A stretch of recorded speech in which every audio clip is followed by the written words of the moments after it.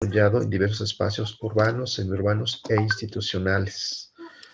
Se abordarán los vínculos teóricos y empíricos entre imágenes y escritura, con identidades grupales, lenguaje y medio urbano, enseñanza de las lenguas e intervenciones políticas sobre la lengua y oralidad e identidad colectiva. Para desarrollar esta propuesta de simposio nos acompaña la doctora Elizabeth Torrico Ávila, quien cursó estudios de magíster en lingüística en la Universidad de Leeds, en traducción en la Universidad de Birmingham y estudios de doctorado en lenguas modernas en la Universidad de Southampton. Desde el año 2004 ha trabajado con el pueblo atacameño en proyectos relacionados con el patrimonio y la lengua secunza. Sus líneas de investigación son políticas lingüísticas, revitalización lingüística, paisajes lingüísticos y el lenguaje y poder en Latinoamérica. Actualmente investiga sobre la revitalización lingüística de la lengua amerindia y la promoción del inglés en el contexto neoliberal chileno.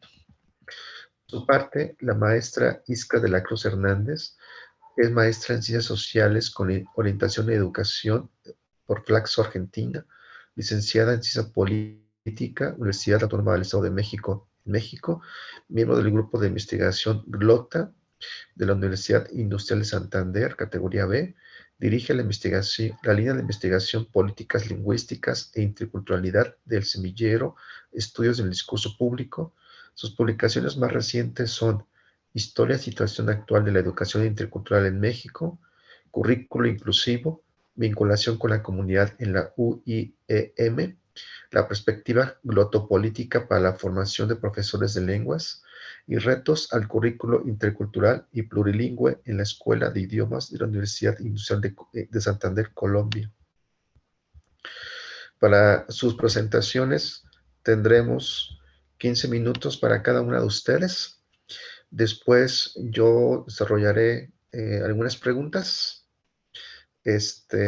para intentar hilvanar las dos participaciones y daremos pie al chat si es que quienes nos acompañan tienen alguna pregunta o comentario. ¿Les parece bien? Elizabeth e Isca. Listo. Perfecto. Bueno, empezamos Muy bien, con gracias. Elizabeth. Voy a compartir pantalla. Claro.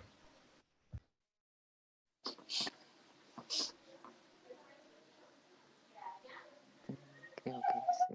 ¿Me pueden decir si se ve bien? ¿Sí se ve? Ahí, sí se ve.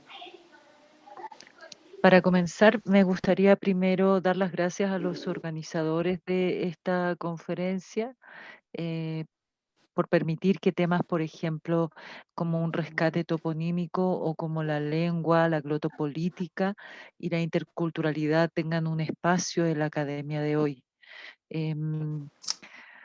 También me gustaría agradecer a mis compañeros de equipo, Iskra y Oscar, quienes nos acompañan hoy y que también están aquí para compartir sus trabajos con nosotros.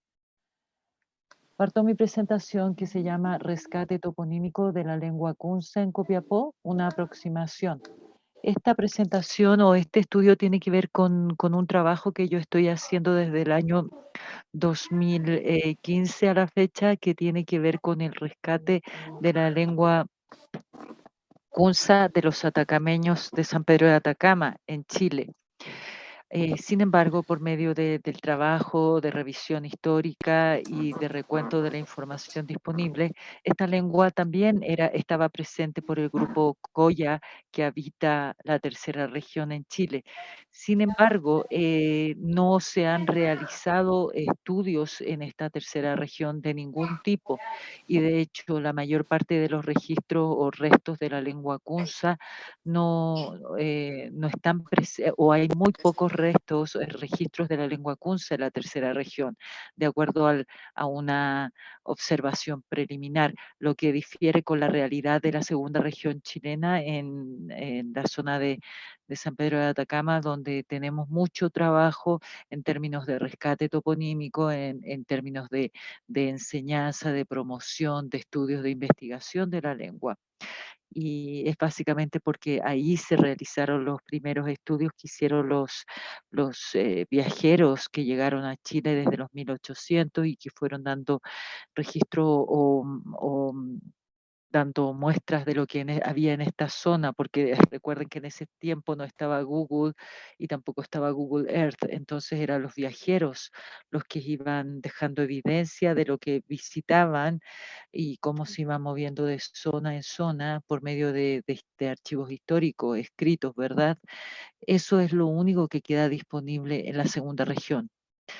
Nada de eso hay en la tercera región que yo deseo estudiar, que es la región de Copiapó. Y es por eso, esa es una de las razones que gatilla este estudio.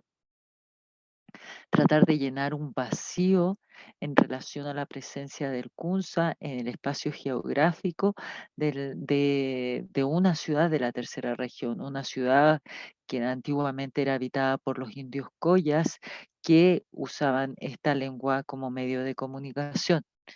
Y en ese contexto, este trabajo es un acercamiento al estudio de la presencia toponímica del Kunza en esta zona para iniciar posteriormente el rescate de la lengua en todo este territorio, porque como ya dije, este trabajo ya está realizado y se está realizando consistentemente en la segunda región, pero no en este territorio. Esta lengua que se hablaba en el sur de Bolivia, en Lipes, en el norte de Argentina, en Susques y Olaroz, y en el norte de Chile, en San Pedro de Atacama, ha sido clasificada como extinta por diferentes investigadores de esta lengua, pero también por el Ministerio de Educación y el Gobierno de Chile. En la actualidad, la recopilación de los resultados de variadas investigaciones, incluyendo la toponimia que se ha realizado en San Pedro de Atacama, han aportado a la comprensión de la lengua desde diferentes ámbitos, tales como la morfología, la fonética y otras cosas, ¿verdad? Este rescate toponímico contribuye también al rescate léxico, que permite conocer más la estructura de la lengua en sí misma. Como resultado, los representantes de los pueblos atacameños han realizado un proceso de revitalización lingüística después de todos estos estudios que han realizado. Sin embargo, esto no se ha realizado en la región de Atacama ni en la ciudad de Copiapó. Y es por ello que en el año de las lenguas originarias que inició la UNESCO en el año 2019, se hace pertinente explorar o iniciar los primeros pasos de la exploración de la presencia del Kunza en este territorio. Para ello se ha planificado una investigación de corte mixto que recolectará datos desde el estudio de archivos históricos del museo de la zona, de la recolección de topónimos en el trabajo de campo y entrevistas a miembros de las comunidades indígenas de Copiapó.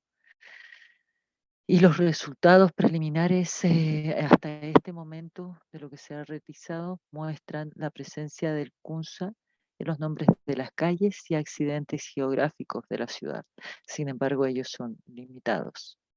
Finalmente, esta investigación busca contribuir no solo al rastreo y revitalización de la lengua amerindia en la ciudad, sino que también aportar al patrimonio de la región de Atacama y a la zona misma, pero como pasos iniciales, ¿verdad? Que van a dar inicio a todo lo posterior, a todo estudio posterior.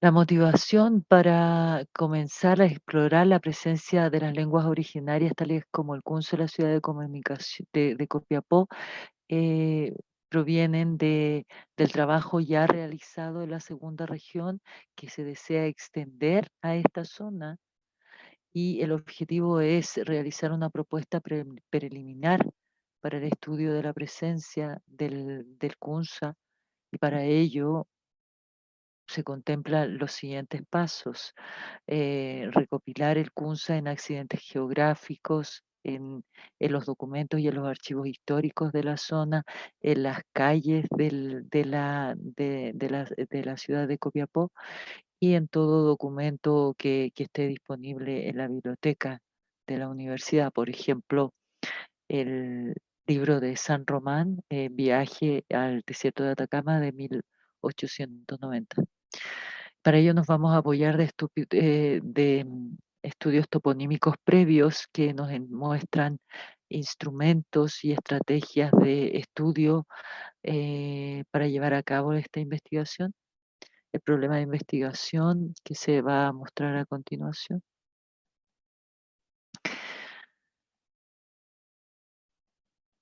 Y continúo hablándoles acerca del contexto histórico. El paisaje lingüístico del norte chileno es delineado por Fernández en el año 2010, que nos informa de que la lengua kunza y cacán eran habladas en el norte chileno. Sin embargo, por la llegada de dos imperios, el imperio Inca y el imperio Tiwanaco, ambos de Perú, a este territorio nortino chileno ocurre la primera etapa de desplazamiento de lo que sería esta lengua, porque estos dos imperios peruanos traen consigo la lengua aymara del tihuanaco y la lengua quechua de los incas. Y estas lenguas, aun cuando conviven amablemente con el kunza y el cacán, de todas maneras, a la llegada de los españoles a estos territorios, el quechua y el aymara se reconocen como lenguas francas para la comunicación con los indígenas de esta zona, porque los españoles ya la conocían desde sus viajes previos y desde sus asentamientos previos en Perú y en Bolivia, previo a la llegada de ellos a territorio chileno. Y estas lenguas se usaron durante todo este periodo hasta que Carlos III de España dice que ya no es posible, esto es cercano, esto es ya en la conquista y cuando ya estamos a corto periodo de la República chilena, ¿verdad? Él prohíbe el uso de las lenguas originarias en estas zonas y en todos los territorios conquistados por la corona española, y esto es por medio de la coerción. Y en el caso específico del norte chileno, de San Pedro de Atacama y de la zona de Copiapó, la tercera zona, la tercera región, es por medio y esto consta en el archivo de Indias y en los archivos parroquiales, por medio de azotes en la plaza de los pueblos, por medios de corte de lengua y por medio de corte del cuero cabelludo a todo indio que ose hablar una lengua indígena. En ese contexto, obviamente, los grupos originarios, las familias indígenas, no se sienten tan motivadas a compartir sus lenguas con sus hijos ni con sus nietos para evitar que ellos sufran las mismas formas de control y de abuso que ellos experimentaron. Eso también promovió y acentuó el desplazamiento y extinción del kunza en estos territorios. Y aun cuando, de acuerdo a lo que habla la historia, y sobre todo Fernández 2010, el kunza se mantuvo y las lenguas originarias del norte chileno se mantuvieron vivas solamente porque estos indios o estos pueblos originarios subían a las montañas del territorio chileno, que son conocidas como em, la cordillera, ¿verdad? Y cuya altura es amenazante para los españoles que no están acostumbrados a ella, y el clima también es muy hostil, y ahí los indígenas de la zona crean unos pucarás. Los pucarás son unas construcciones de piedra que se mimetizan con el escenario, con el medio ambiente, con las montañas y con qué sé yo, con las tierras, los colores de las montañas, que permite que los indígenas se puedan esconder en ellas y puedan en esos sectores más privados seguir hablando su lengua. Y al contrario, los españoles tuvieron éxito en toda la zona de la costa chilena ¿saben? En su instalación, en crear sus pueblos y en promover la lengua española en esos sectores. obviamente no fue así de exitoso en la montaña ni en la cordillera chilena. Eso favoreció a la lengua kunza en la segunda región por alta cordillera y por muy hostil clima de montaña, de hielo. Sin embargo, la tercera región no es el mismo caso y eso también es una de las razones por la poca presencia de la lengua kunza en esos sectores. Que aun cuando es limitada, la idea es hacer este registro que nos va a permitir con evidencia decir existen este número de palabras kunza o no existen palabras kunza, solamente van quedando presentes quechua y aymara en la toponimia local. Em, Luego tenemos los estudios toponímicos que se han realizado con qué sé yo, estudios previos al presente trabajo. Tenemos al profesor Hermán Carvajal de la Universidad de La Serena, quien ha hecho un estudio toponímico de la lengua cacán en la cuarta región chilena, pero que también ha encontrado registros de quechua y aymara en su trabajo. Su trabajo es muy respetado y ha sido de largo aliento. Tiene muchos tomos de libros escritos y muchos artículos ya desarrollados que también nos está apoyando en esta oportunidad con su trabajo. Sin embargo, él ya no está trabajando como un investigador activo, él ya está retirado. También la revisión literaria nos informa de otras formas de estudio que se ha realizado por medio de otros problemas de estudio que se han realizado con los estudios toponímicos. Y ellos obedecen a diferentes funciones. Por ejemplo, Iglesias Oviedo en 2012 lo utiliza o utiliza esta disciplina para clasificar los nombres de los suelos cultivables. Rodríguez de Castro y Vázquez el 2014 lo emplea en el marco de la infraestructura de datos espaciales como herramientas para analizar el valor referencial espacial. Redwood, Alderman y Ayarzahu 2010 emplean los topónimos para observar prácticas políticas detrás del nombramiento de un lugar, de los nombres de las calles, a eso se refiere. En el caso de esta zona de la tercera región de la ciudad de Atacama, los resultados preliminares arrojan que hay muchos nombres que provienen de la colonización española, nombres de españoles presentes en la zona y de ciudades de España que también están ahí. Moreno, por otro lado, el 2003 utiliza el estudio toponímico para explorar los accidentes geográficos de lugares, que es también lo que esperamos nosotros realizar. Con ello, básicamente informo de que hay muchas formas de hacer estos estudios toponímicos y que se deben evaluar todas esas posibles opciones para ver cómo podemos obtener la mayor información que pueda estar disponible y que no podemos ver a simple vista en el territorio de la tercera región, específicamente Copiapó. Los métodos de investigación asociados a la toponimia son los siguientes: el análisis del discurso. Por medio de este se puede observar la naturalización o demonización de ideologías en paisajes lingüísticos. Así nos informan Redwood, Alderman y Azar Yahoo 2010.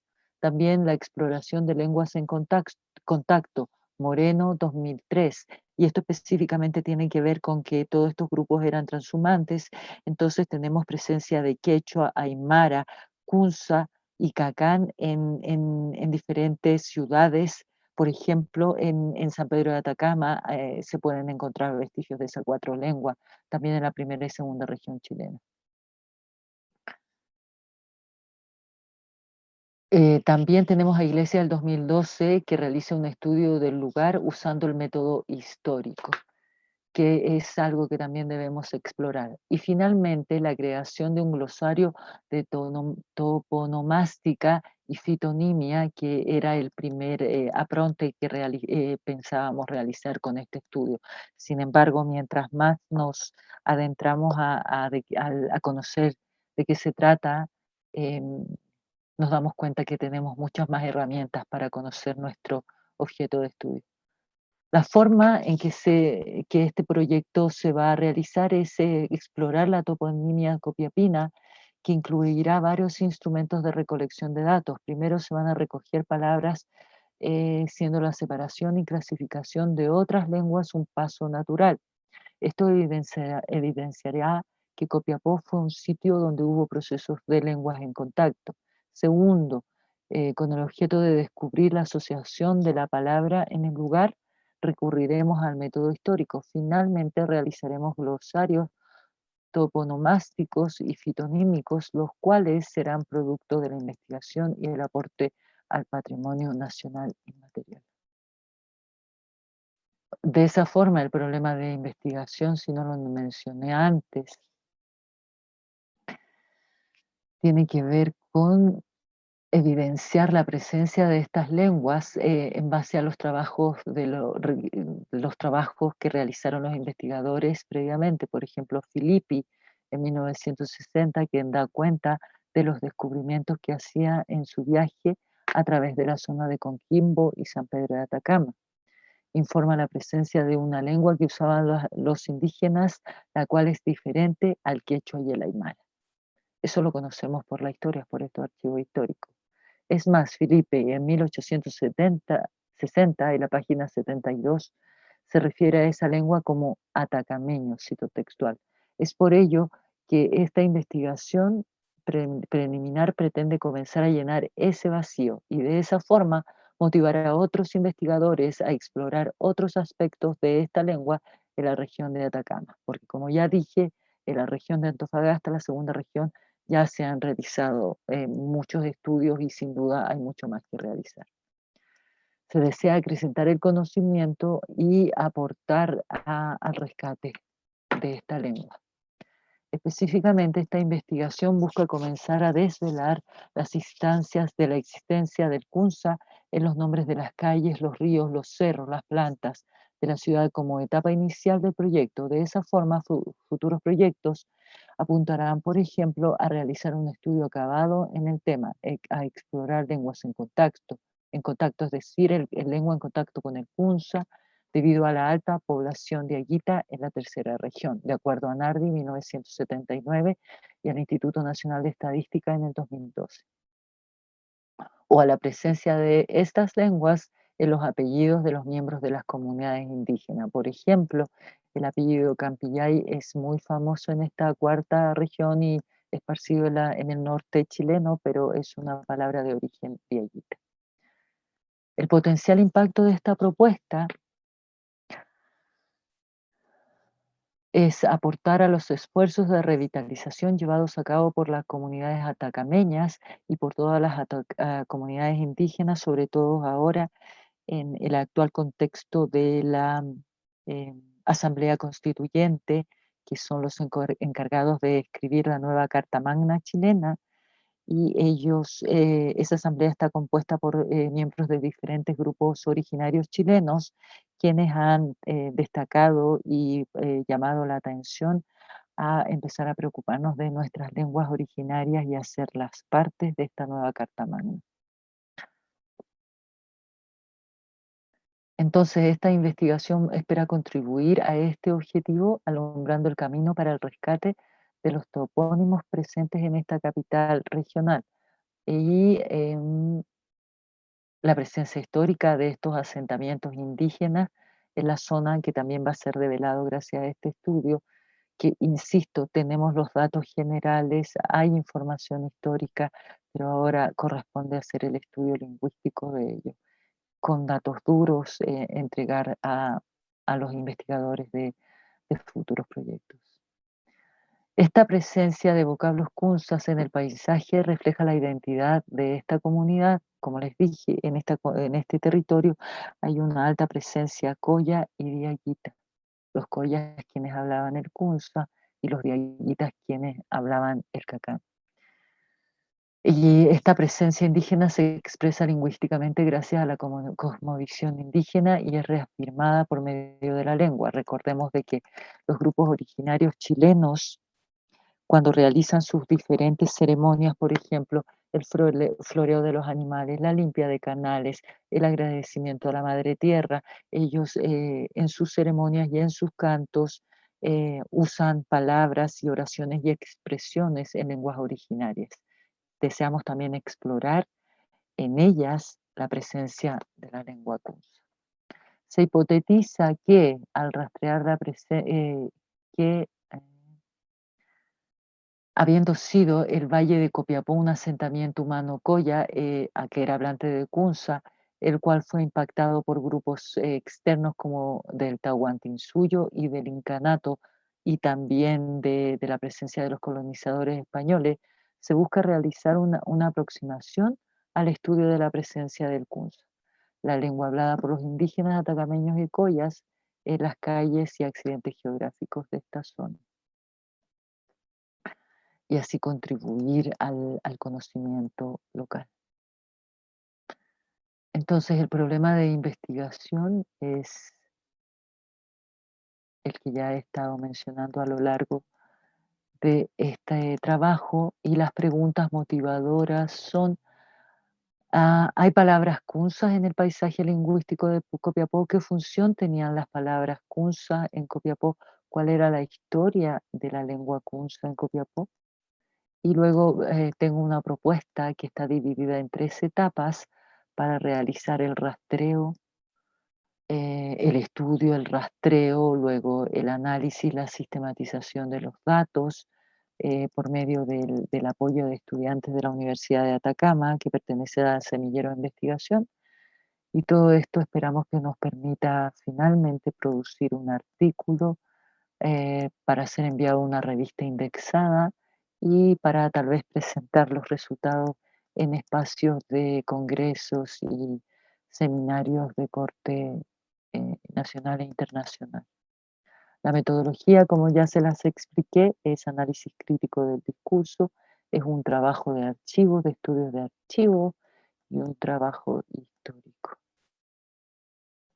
Los resultados preliminares, como ya se los dije, tenemos algunos en la toponimia, en las calles de la zona, en los accidentes geográficos, por ejemplo, Copiapó y Tucur son palabras que provienen del Copiapó del Aymara y Tucur del Kunza. Y tenemos voces como Copayapu, que es una voz quechua, y Chañar, que es una voz aymara.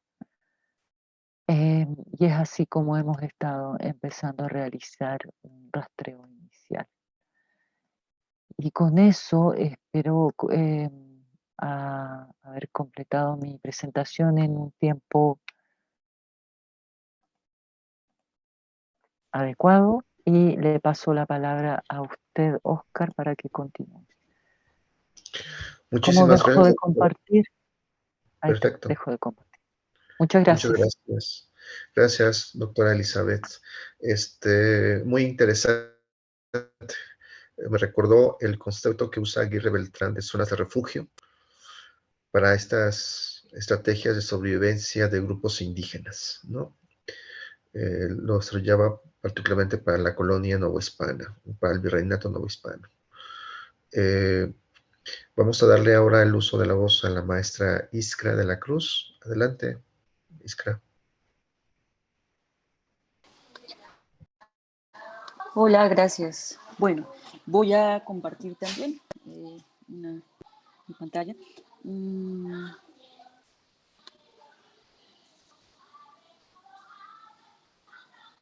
Para quienes nos acompañan como público, pueden hacer sus preguntas en el chat para que podamos atenderlos al finalizar la participación de Iskra.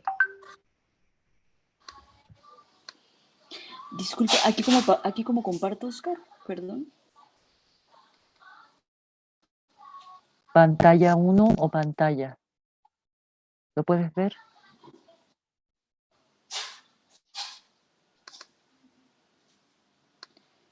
¿Ustedes pueden ver mi presentación? Todavía no. Si quieres me la mandas por y yo la presento. A ver, listo. como que, no sé, yo no tengo la opción de compartir, te la voy a enviar. Entonces voy a, yo tengo opción de anfitrión, tal vez por eso. Oscar, deberías darle opción de anfitrión a Iskra.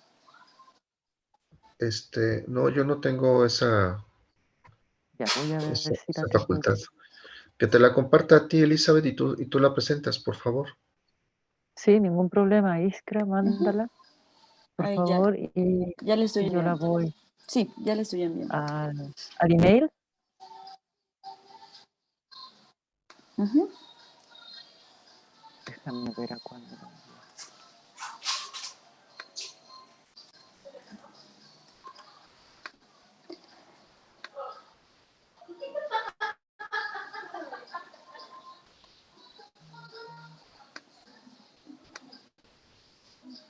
¿A cuál email me enviaste, Iskra?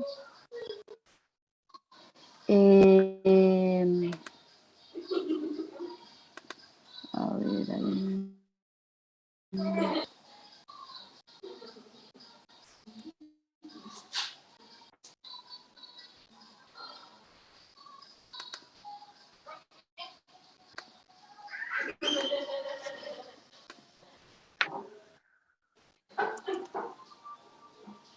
Te lo envío a los dos, a Yahoo y al institucional.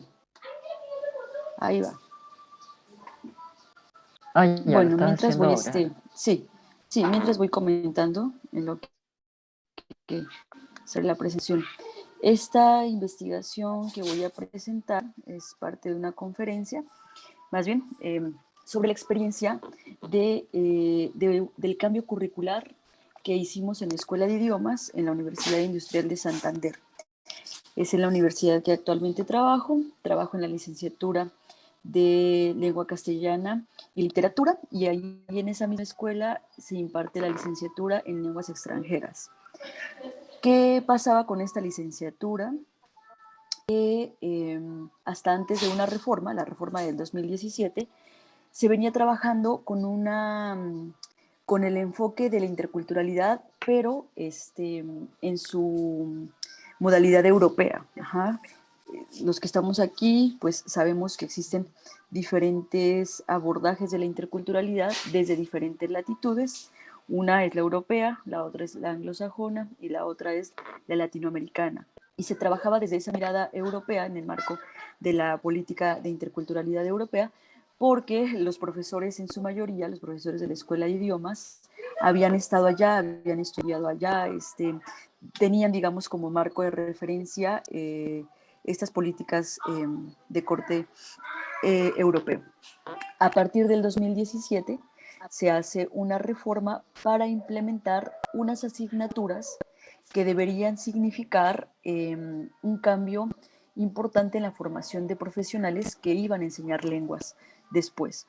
Estos cambios significativos tenían que ver con implementar asignaturas que abordaran temas como interculturalidad, pero también desde una mirada latinoamericana, que abordaran el tema de las lenguas nativas de Colombia, que abordaran el tema de conflicto lingüístico.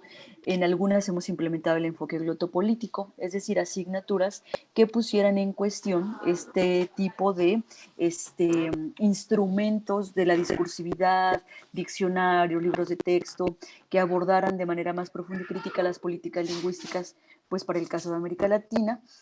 Entonces, bueno, se hizo la implementación de estas asignaturas. Ahora les voy a mostrar, ahora les comento un poco más. Listo, ahí está la presentación.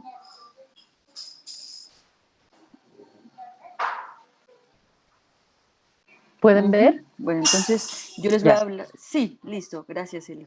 Listo, entonces, bueno, les voy a hablar específicamente del desarrollo de un currículo intercultural y plurilingüe en la Escuela de Idiomas de la Universidad Industrial de Santander. Un poco los avances, un poco los desafíos y las perspectivas hacia dónde vamos o queremos llegar con este currículo.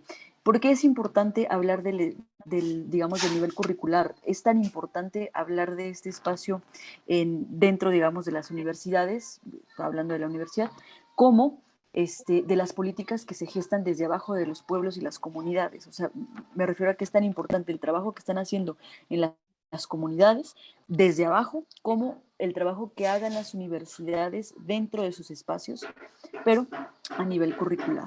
Entonces, pasamos por favor, Eli. La política de la universidad responde a políticas de Estado, ¿no? Como en todas las universidades. Estos cursos de acción implementados desde el Estado colombiano con respecto a la educación superior inclusiva, porque ellos la denominan inclusiva, no intercultural todavía, hay educación, etnoeducación, existen aquí en Colombia 2 escuelas muy particulares porque trabajan, digamos, ya desde otro enfoque, desde otras epístemes, que son la UAIN Universidad, la Universidad Intercultural Indígena de los Pueblos del Cauca y la Universidad MISAC.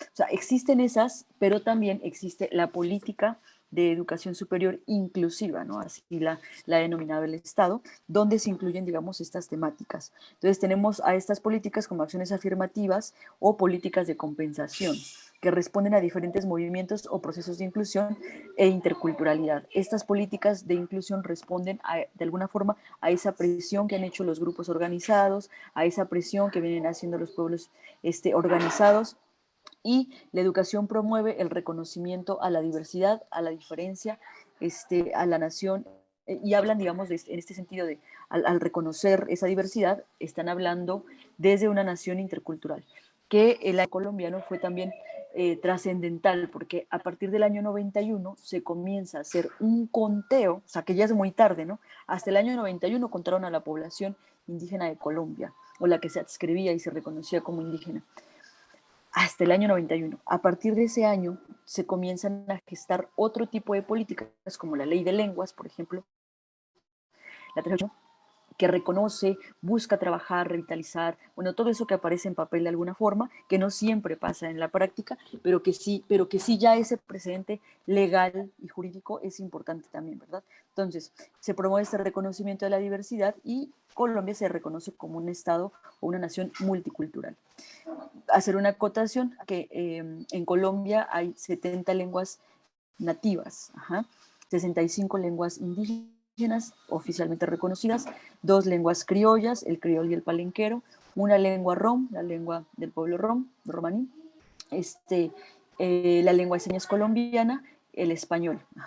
Bueno, la educación para la diversidad en Colombia se concentró principalmente en los niveles básico y medio. La etnoeducación en Colombia pues tiene su historia también, ¿no? Muy semejante a la que ha pasado también en México. O sea, hubo intentos primero de castellanizar a la población indígena, a la población afro, de imponer un currículo, de imponer una lengua, de volver hegemónico pues el español, como pasó en México también en otras latitudes de América Latina.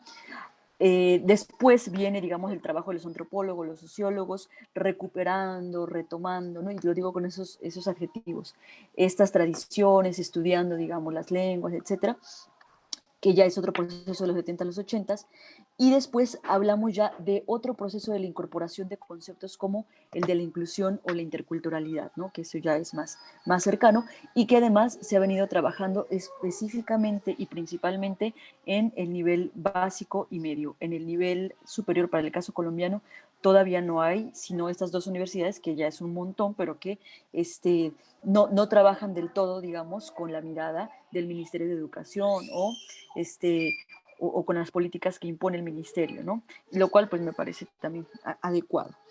Otros grupos llegaron a las universidades para que se reconocieran sus derechos.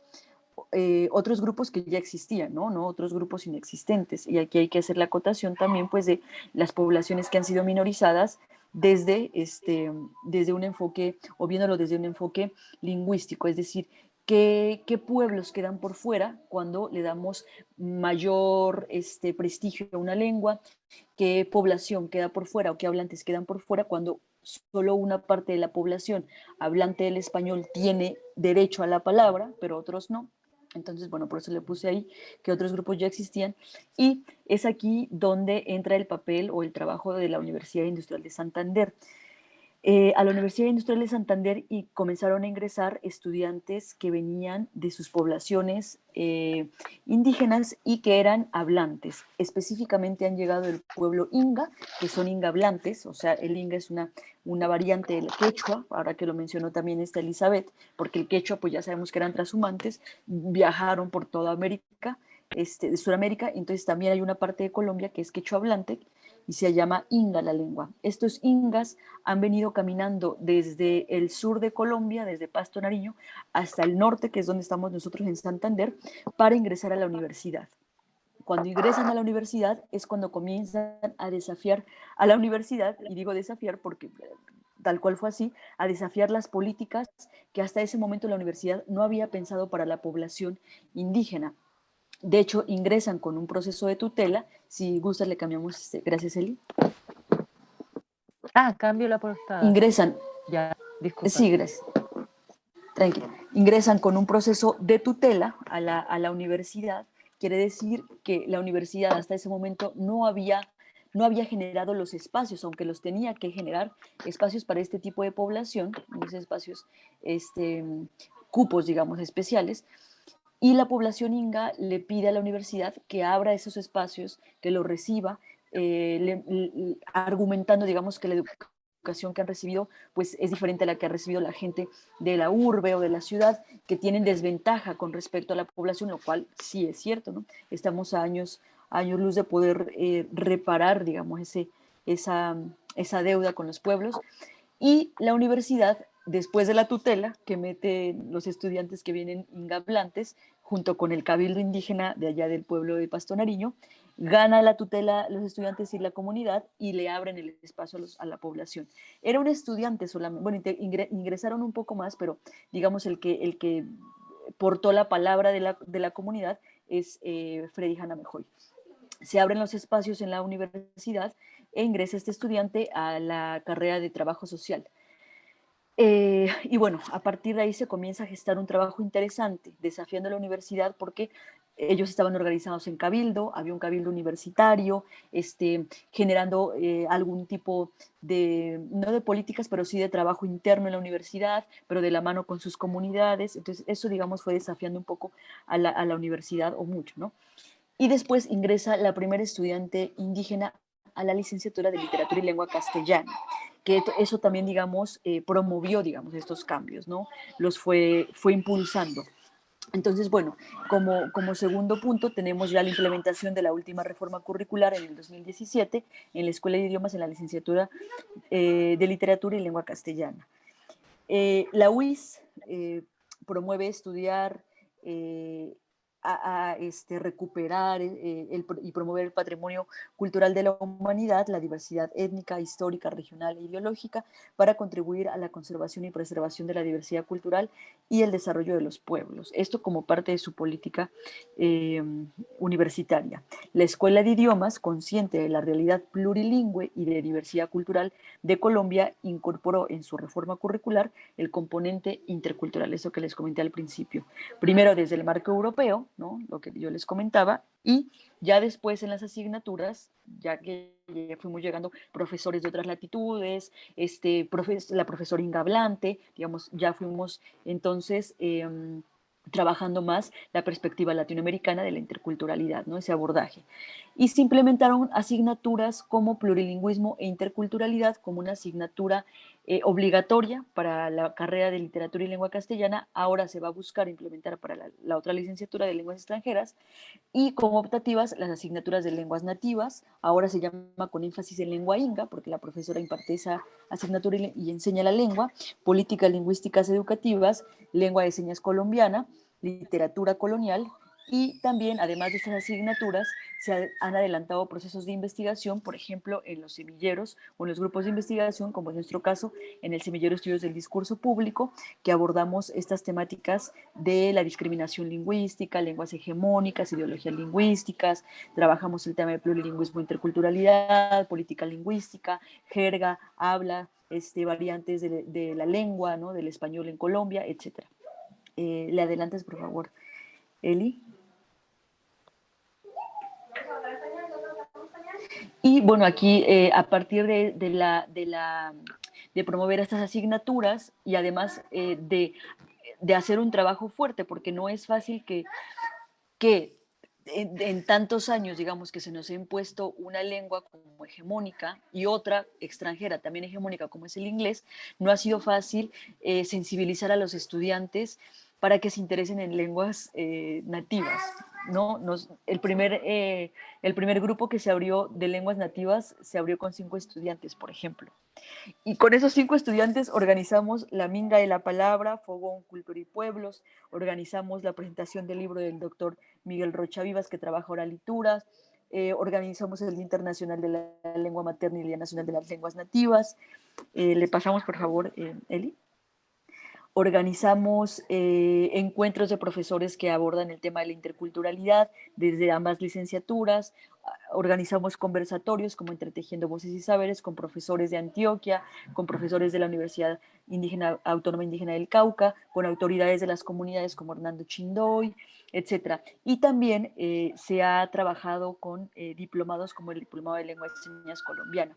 También hay asignaturas obligatorias como la asignatura de Lengua de Señas Colombiana y la asignatura de se me olvidó el nombre, pero en esa asignatura los estudiantes pueden, digamos, acceder a algunas clases con profesores de la Escuela de Idiomas que, por ejemplo, tenemos una profesora que es invidente, una profesora que es señante, ¿no? que es intérprete también y que es modelo de lengua de señas colombiana. Entonces, bueno, digamos que ellos han tenido acceso a estas clases, son obligatorias, son necesarias, y solo es una parte de la diversidad de la escuela de idiomas, porque faltaría que trabajemos con la población migrante, faltaría que trabajemos con la población desplazada por el conflicto armado, con la población criol, con la población palenquera, con la población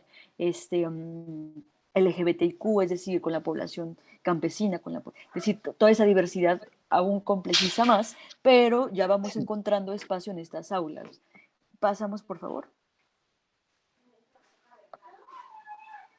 El ingreso de estudiantes de comunidades indígenas de Colombia a la Universidad Industrial de Santander, y aquí cuento, digamos, esa parte de Freddy Janamejo y Mavicio, junto con las autoridades indígenas de Aponte Nariño, que impulsaron la regulación del ingreso de estudiantes indígenas de pregrados de la UIS.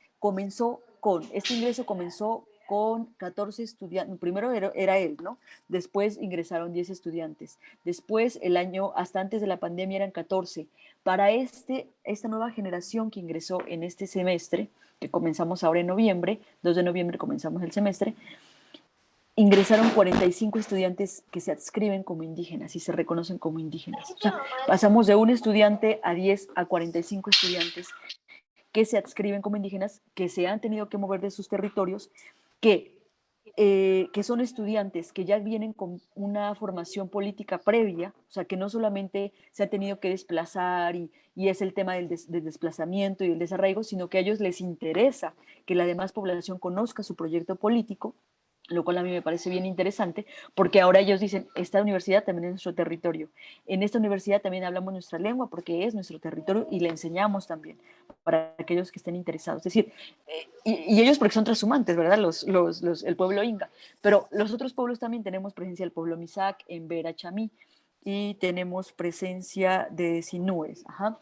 La UIS, bajo el concepto de autonomía universitaria y dentro de la política de educación inclusiva y atención a la diversidad interna, da la bienvenida a este primer estudiante. En la UIS existían 18 estudiantes indígenas matriculados entre las licenciaturas de literatura y lengua castellana, matemáticas, ingeniería industrial, nutrición, dietética, historia, ingeniería en sistemas, filosofía, microbiología, bioanálisis, ingeniería civil, mecánica, ingeniería eléctrica, enfermería, entre ellos Ingas, Guanano, Misac. Ahora tenemos también, les dije, en Vera, Chamí, tenemos Sinue. Eso quiere decir que más población está interesada, se multiplicó la cantidad. La población llega con un proyecto político propio, con encuentros y desencuentros con el proyecto de la universidad, que es de naturaleza moderna y homogeneizante, cuya formación es cuya misión, es la formación, el reconocimiento y la inclusión, las funciones de investigación, docencia y extensión, o sea, veamos cómo el discurso de la universidad, que es totalmente cuadrado, canónico, que obedece a ese modelo de universidad europeo, choca con ese modelo del proyecto político de los pueblos indígenas, pero no solamente choca, sino que nos desafía. En algunas ocasiones hemos tenido encuentros, en algunas ocasiones hemos tenido desencuentros, pero yo diría que hemos ido ganando espacio. O sea, ya el hecho de que se imparta una asignatura de la lengua inga en la Escuela de Idiomas de Santander, donde no había en esa región, no se hablaba de lenguas nativas. Es más, se creía que no había población indígena aquí, cuando hay población desplazada y también hay población guane, digamos, ¿no? Entonces, bueno, es un gran avance, ¿sí? A partir del ingreso de estos estudiantes que se fue impulsando. Cambiamos, por favor, Elizabeth, gracias. Entonces, bueno, dentro de las reflexiones a las que pudimos llegar con esta implementación, tenemos que decir que las universidades han abierto espacios que permiten la inclusión y el reconocimiento, pero que no siempre vienen de la mano con procesos de transformación curricular y permanencia, que ha sido la falla de la universidad. O sea, ya abrimos los espacios, pareciera que se reduce, digamos, a abrir solamente espacios, la interculturalidad, pero falta el tema de la permanencia y de los cambios curriculares que deberían obedecer también a la población que está llegando. Ajá. Por un lado están los discursos hegemónicos que se traducen en políticas de interculturalización transversal para promover el acceso, la permanencia y la calidad del sistema educativo, en contraste con un discurso que se apropia de la interculturalidad y diversidad como parte del empoderamiento étnico y la resistencia cultural por parte de los estudiantes indígenas. Entonces, por un lado tenemos el discurso de la universidad, de la escuela, de la institución, ajá, interculturalizando transversalmente, y por otro lado vienen las poblaciones indígenas con su proyecto político impulsando la autonomía, que no es la interculturalidad, sino la autonomía, ¿no?, de su educación, pero que también requieren de recursos que la universidad da, ¿no? Faltan otras formas de escritura y lectura, otras prácticas y saberes por incorporar en los currículos necesarios que ya nos alcanzaron y que deberíamos estarnos pensando como profesores, ¿sí? En el aula, a nivel curricular, en nuestras investigaciones, por ejemplo, deberíamos planteárnoslas desde otro lado que nos vincule con la comunidad, ¿no? Que sean una especie de trabajo conjunto con las comunidades, como hacen en algunas universidades interculturales de México, que trabajan de la mano de la comunidad, o por ejemplo, en otras, la Universidad Pedagógica, algunos seminarios de la UNAM, etcétera, ¿no? ¿Cuáles son los estereotipos sobre el estudiante indígena que nos hacemos en las universidades? Mejor educación intercultural, o cuál sería la mejor educación intercultural? La que todavía tenemos que denominar la que todavía ocupa, digamos, esto como apellido, o una universidad que ya no requiera la palabra intercultural, pero que trabaje, digamos, este enfoque de manera transversal en universidades privadas y no privadas, en universidades públicas, en todos los niveles, digamos, ¿no?, que podamos abordar este concepto. Bueno, y también comentarles, creo que ya terminé ahí, ¿verdad, Eli? Si quieres, adelante la que sigue. Creo que ahí ya terminé. Sí. Sí. ¿Saco la diapositiva? Y ya por último, pues, sí, gracias, Elizabeth. Y ya por último, pues, comentar que el trabajo curricular o estas transformaciones curriculares que hemos ido adelantando también van de la mano de procesos de investigación, ya lo dijimos, en los semilleros de investigación y en la implementación de nuevas perspectivas como la perspectiva del enfoque glotopolítico, a que le interesan las intervenciones en los espacios del lenguaje, intervenciones políticas en los espacios del lenguaje que puedan cuestionar, digamos, este tema de la discriminación lingüística, la enseñanza de otras lenguas, las ideologías lingüísticas, etcétera, ¿no? Eso es lo que hemos estado adelantando ahora en la Escuela de Idiomas, y pues ojalá que podamos trabajar de la mano de otras universidades que también estén adelantando cambios a nivel curricular, que estén trabajando y vinculándose con las comunidades y que estén trabajando revitalización de lenguas y bueno, y demás. No sé si me pasé del tiempo, no creo que estoy bien. No, bueno, está pues muy eso, bien, muchas Iskra. gracias. Está muy bien, muchas gracias, Iskra.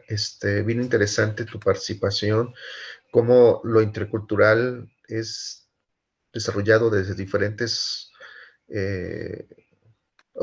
ángulos de observación, ¿no? Es decir, es muy diferente lo que tú nos has comentado a cómo se trabaja en las universidades interculturales en México, ¿no? Por ejemplo, ¿no? Que se construye un espacio Sí, exprofeso para estudiantes indígenas, que también a su vez podrían ser discriminatorias, ¿no? Porque son solamente para indígenas, ¿no? sí, Eh, también.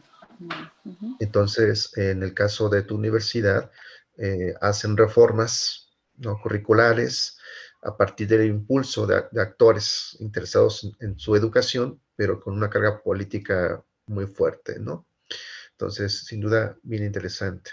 Bien, ahora vamos a pasar a una fase de preguntas. Yo les voy a hacer 3 preguntas, tanto a ti, Iskra, como a Elizabeth.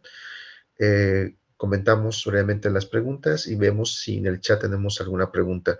Yo no tengo acceso al chat de Zoom. No sé si, Iskra, tú tienes acceso al chat del Zoom.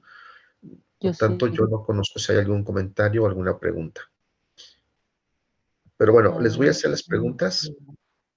Si quieren, avanzamos en esto, ¿no? La primera sería, ¿cuál es el proceso de revitalización de lenguas amerindias de diferentes escenarios latinoamericanos? ¿Parto Si yo o quieren, parte César? Yo. A ver, sí. me he dado cuenta al estar en contacto con diferentes investigadores del continente de que nuestros grupos originarios atraviesan por diferentes periodos, etapas y son impactados por diferentes influencias.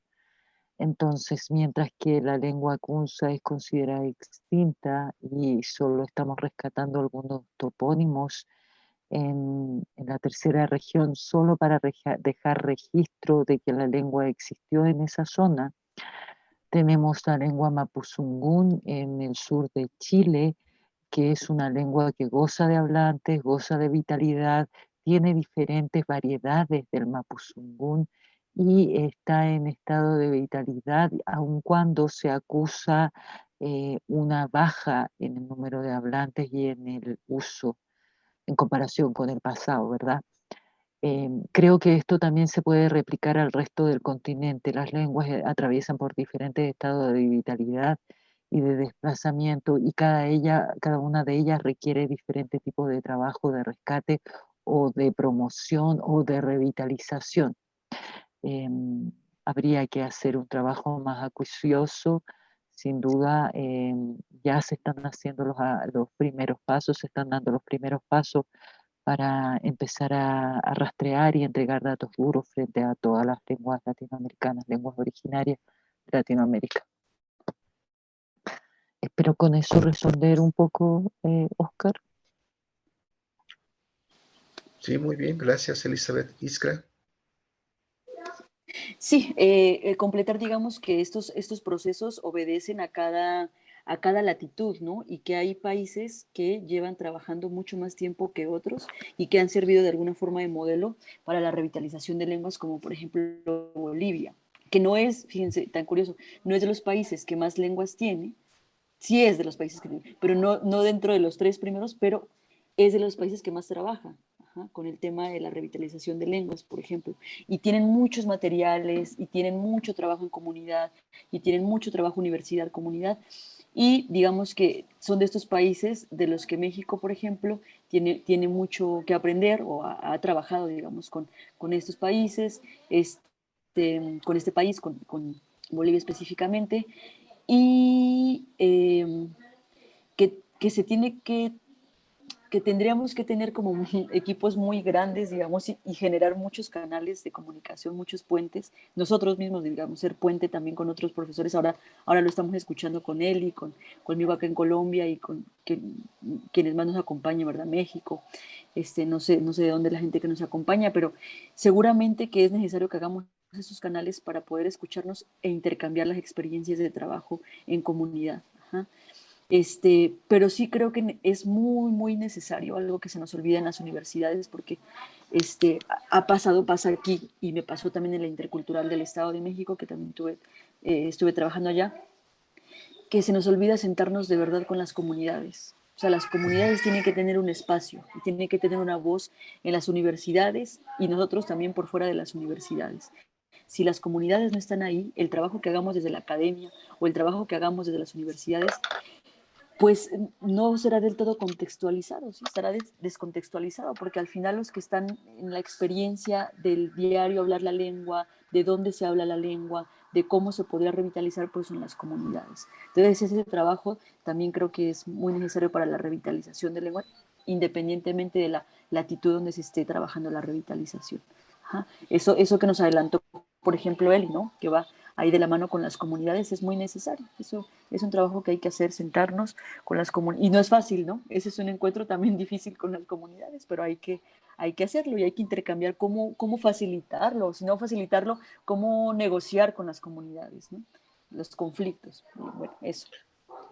Oscar. Gracias. Claro, incluso los posicionamientos epistemológicos, ¿no? Que se van desarrollando desde También, la sí. academia hasta las comunidades que tienen una posición sobre su conocimiento y su revitalización y su utilización en diferentes ámbitos, ¿no? Muy bien, la segunda pregunta. Uh-huh. ¿Cómo se manifiesta la identidad étnica en los lenguajes orales? Eli. En el caso de la lengua kunza, ellos tienen sus canciones ceremoniales, sus canciones de los carnavales, del floreo de llamas, de la limpia de canales, es su agradecimiento a la Madre Tierra. Ahí hay presencia de la lengua kunza. Y así es como en instancias de saludarse, de despedirse, de dirigirse al otro, la lengua mapuzungún es también muy común. Entonces yo puedo reconocer a un mapuche que no me diga nada, pero tan solo usando ciertas palabras yo ya sé qué grupo originario tengo enfrente. Sí, yo pienso que la lengua está 100% de la mano con la identidad de un grupo. También podemos ejemplificar nuestra realidad latinoamericana. Alguien que me escucha hablar puede reconocer que soy una chilena.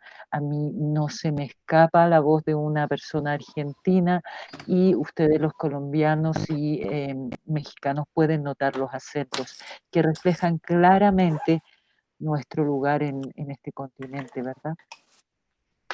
Nuestra pertenencia, nuestra identidad. Gracias, Elizabeth. Sí. Iskra. Oscar, ¿me repites la pregunta tantito otra vez? Claro Pensé que unas sí. cosas y luego me... Ajá. Sí, sí, sí.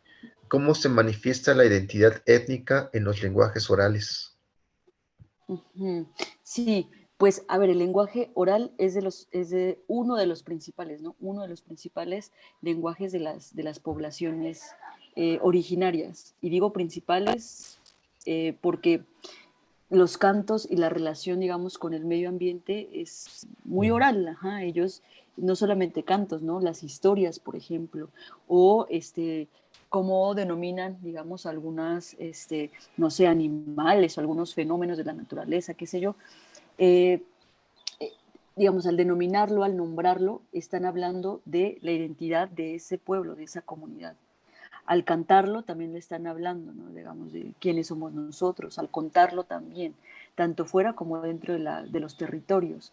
O sea, la palabra, la oralidad es muy importante porque nos está hablando no solamente de una forma de lenguaje de los pueblos, sino de una forma de vida, o sea, una forma de existir de ellos. Entonces yo creo que la identidad étnica se manifiesta así, ¿no? En las palabras, en los cantos, en la relación que tienen con la naturaleza, en cómo nombran las cosas. Es más, palabras que no tienen significado en la lengua, o nunca van a tener, o no vamos a encontrar el significado en la lengua español, en español, digamos, nos están hablando ya de la identidad étnica de un pueblo, ¿sí? O, sí, como las formas de saludo, digamos, todo eso, esos gestos que hablan de la comunidad y de los pueblos son también importantes trabajar, no solamente la parte de la gramática o los sonidos, qué sé yo, sino ir a esa parte simbólica, ¿no? Escuchar a los pueblos, trabajar con ellos, quizá que nos cuenten, ¿no? Y ahí en eso vamos a encontrar pues parte de su identidad. O sea, al escucharlos encontraremos parte de cómo están conformados ellos. Claro, además de una potenciar la memoria histórica, ¿no? Es decir, la oralidad Ujú. tiene mucho esta función, ¿no? De cohesionar el presente a partir del rescate de la memoria histórica, ¿no? Que es, por supuesto, un activo político. Bien, la tercera pregunta y última, ¿cómo ha sido fortalecida la diversidad lingüística y cultural y cuáles son sus principales retos? En Chile, esta se ha visto fortalecida desde el ingreso de la ley indígena que fue hecha por el primer presidente en el retorno a la democracia, Patricio Elwin, quien también ingresó o dio forma a CONADI, que es la Corporación de Desarrollo Indígena, quienes se preocupan por velar por los derechos, cultura, lengua, promoción, puesta en valor de los grupos originarios, ¿verdad? Y a la vez el reforzamiento del convenio 169 de la OIT, que aquí tomó vigencia en el año 2008, aun cuando fue firmado muchos años antes. Todo eso ha permitido posicionar y rescatar estas lenguas originarias a punto de que desde los años 90 y 2000 se realizó un programa de educación intercultural bilingüe a lo largo del país, el cual rescata 4 lenguas originarias. Se esperaría que rescatara más, pero por lo menos ya es un apronte. Y en la actualidad tenemos la Asamblea Constituyente, que está a cargo de escribir nuestra nueva Constitución, y en esa asamblea hay miembros de diferentes grupos originarios quienes están apelando y poniendo en la agenda el rescate, reconocimiento, puesta en valor, valorización, oír, visibilizar a los pueblos originarios chilenos que pienso yo que parece que vivíamos en otro Chile porque todos éramos hegemónicamente blancos antiguamente. Creo que ahora nos estamos dando cuenta que somos un grupo mixto, mezclado, mestizo, intercultural. Gracias, Elizabeth. Adelante, Iskra. Sí, para el caso colombiano, lo que les comentaba, una forma, digamos, de incidir, ¿no? Desde el Estado, desde la política, ha sido el cambio, digamos, de la Constitución del 91, que ahora sí contempló a la población originaria de Colombia. A partir de ese cambio se hace la ley de lenguas nativas, la 1381, que busca revitalizar, fomentar algún tipo de trabajo particular para la revitalización de las mismas en los territorios, etcétera. Eso por un lado, digamos, la parte jurídica, el reconocimiento en la Constitución. También creo yo que hay otras formas de revitalizarlas o de promover esas diversidades lingüísticas que tienen que ver con dar la palabra a la gente de la población. Entonces, lo que me parece importante que también aconteció en Colombia es que haya representantes en el Senado que sean hablantes de sus lenguas. Y aquí ha habido dos, que es pues, muy poquito, pero ha habido dos, ¿cómo se llaman? Senadores, senadores pertenecientes a población indígena que han promovido. Ellos, Lorenzo Molas fue uno de los que insistió hasta que se hizo la ley de lenguas nativas, por ejemplo. Ese fue el primer senador. Ahora está otro, Feliciano Valencia, que es del Cauca. Entonces, es muy significativo que tengan la voz también en las curules, ¿no? Donde se puede transformar también a nivel nacional.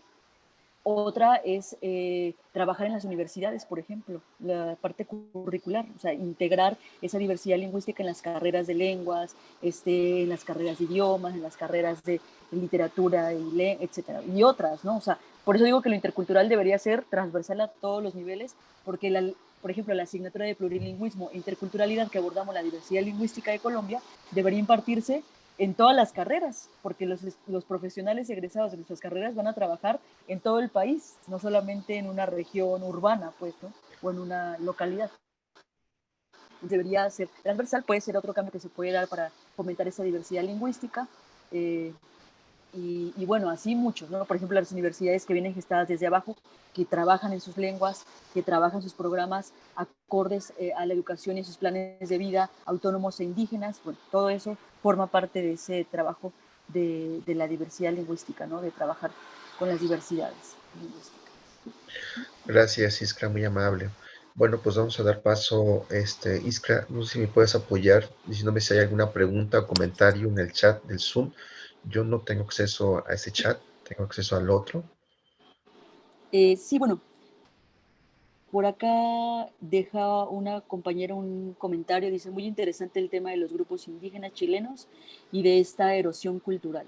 Y bueno, ya de ahí estamos nosotros con los comentarios. Pero no sé si alguien quiere hacer otra Perfecto. pregunta. Sí. Arodí, Brenda, Verónica, ¿desean hacer algún comentario, alguna pregunta?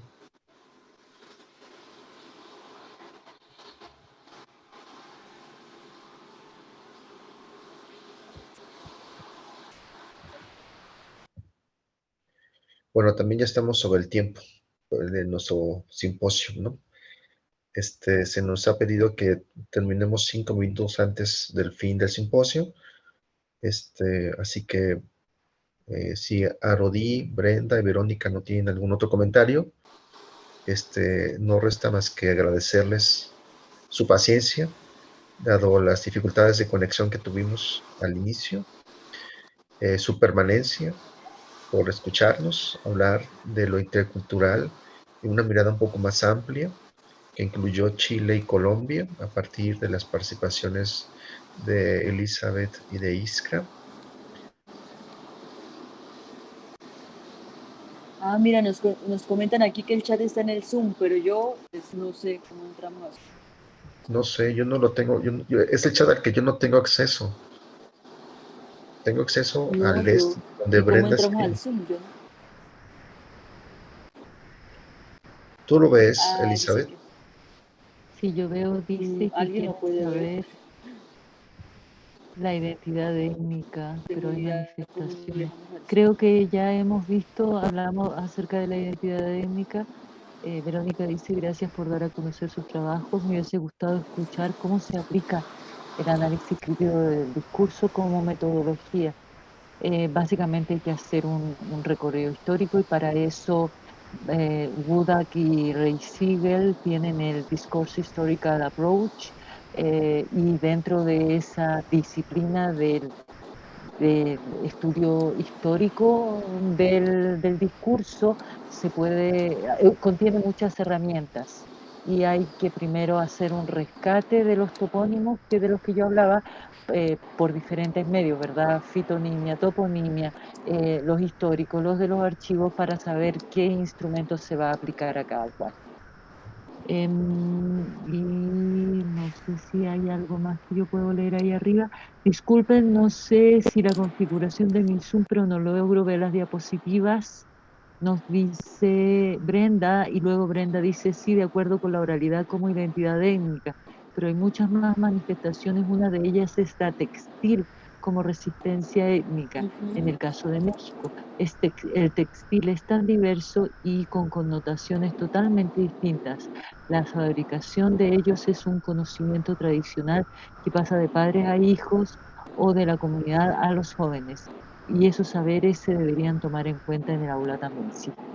Nosotros concordamos sin duda. Creo que con eso ya rescaté los mensajes en el Zoom, Oscar.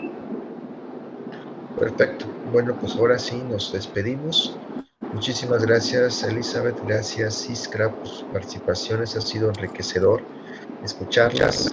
También repito los comentarios de quienes nos acompañaron en Zoom y en el otro chat. No queda más que despedirnos y desearles que tengan una excelente tarde.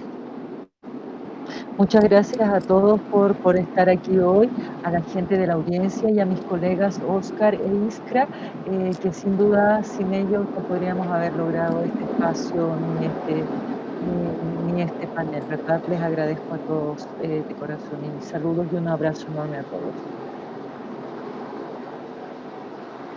Gracias, gracias a todos, acompañaron a todos. Gracias, Oscar, gracias, Eli. Hasta luego.